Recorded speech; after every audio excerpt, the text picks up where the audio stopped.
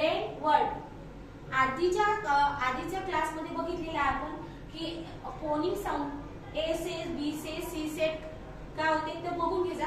आता समजा B says ब, सी सेस क, डी सेस ड, एफ सेस फ, जी सेस ग, पी सेस प, टी सेस ट। आता जर आ जॉईन केल्यानंतर त्याचा उच्चार काय होते ते बघणार आहे।